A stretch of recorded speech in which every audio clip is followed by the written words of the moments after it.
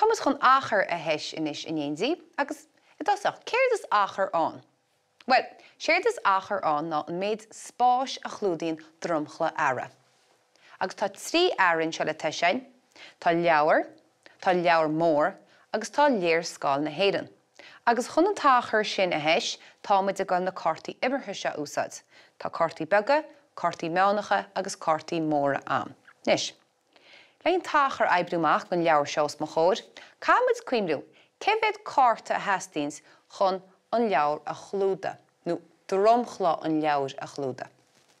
Sílim se go dastín degín, mar sin tá me gal a chláú in seo. Tá leabhar a híon scríbte, tá me gal cartaí beag úsad,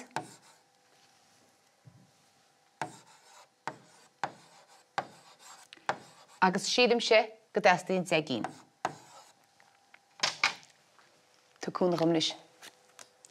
Híon, a dó, a trí, a ceathair, a cúig, a sé, a seacht, a hocht, a naoi, a de, a híneag, a dódhéag. Nis, tas tín háartéir gá cheann déag, mar sin má leis sin a chláú. Dódhéag. Measúnis céféad carta a heastíonn chun an leabhar mór a chlúda. Cén tachar tá an leabhar mór. Sílim se go dastíonn háartéir tríocha. Mar sin, tá me gal cartaí beag úsad a ríist.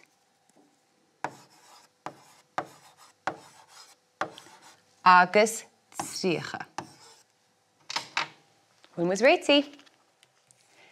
A híon, a dó, a trí, a ceathair, a cúig, a sé, a seacht, a hocht, a naoi, a de, a híneag, a dódhéag, a trídéag, a ceardéag, a cúdéag, a sédéag, a seachtdéag, a hochtdéag, a naoidéag, a fiche.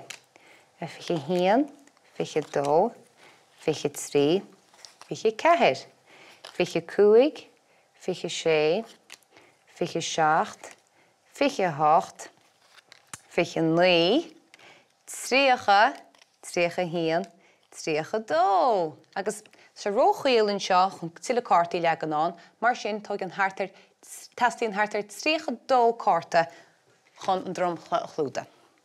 Chláró mu de.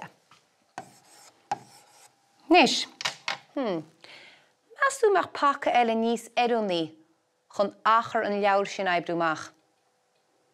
Sílim se go meach na cartaí meánacha níos éireannaí. Nach meach, mar sin na chéadúir eile sead go núsad me na cartaí meánacha.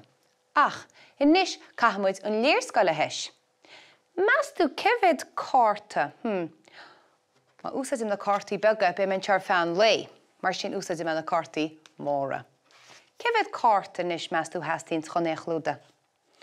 Sílim se go dastíonn háartéir tríocha freisin, mar tríocha scríomh ríist. Cartaí móra.